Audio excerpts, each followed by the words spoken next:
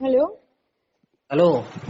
হ্যাঁ, good afternoon sir. আমি Ayantika finance behalf of axis bank থেকে কথা বলছিলাম। হ্যাঁ, বলুন বলুন।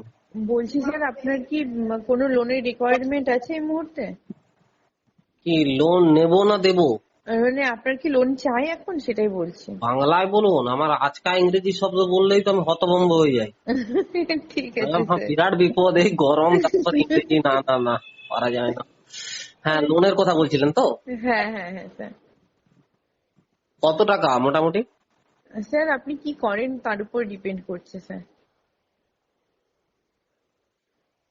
হ্যালো। হ্যাঁ, কি করি? হ্যাঁ হ্যাঁ আমার কথাবার্তা শুনে কি মনে হচ্ছে? স্যার, আমি কি করে বলবো স্যার এখন কথাবার্তা শুনে।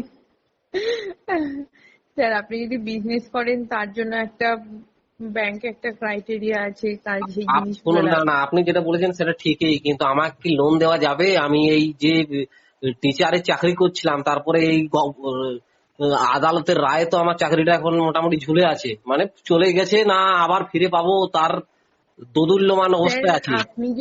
আপনি যদি ফ্রেশ হন তাহলে আপনি পাবেন, বাট আপনি যদি পিসি বা ভাইপোরকে টাকা দিয়ে থাকেন তাহলে আপনি পাবেন না, তাহলে কিন্তু কিছু করার নেই। কিন্তু রায় তো বলছে যে ফ্রেশ, না যাই হোক। না, 4 সপ্তাহের মধ্যে সেটা দিয়েছে, বাট আপনি যদি নিজে যদি ক্লিন থাকেন তাহলে তো স্যার আপনার ভয় পাওয়ার কিছু নেই। সিস্টেমটাই তো করাপ্টেড হয়ে গেছে, তো আর কাকে সে তো স্যার জানি স্যার, কি করা যাবে বলুন এখন। হুম, পুরোটাই কারাপ্টেড হয়ে গেছে। সেটাই তো। ওকে স্যার, শুনে খুব খারাপ লাগলো যে আপনার এরকম হয়েছে। হুম। খারাপ ভালো লাগে। থাকবেন স্যার। হ্যাঁ, আর লোনের ব্যাপারটা কি তাহলে হবে? স্যার আমি তো স্যার, আপনার তো স্যালারি ইয়ে লাগবে স্যার, পে স্লিপ লাগবে 3 মাসের।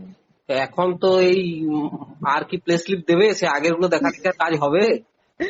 স্যার সেটা তো হবে না হয়তো।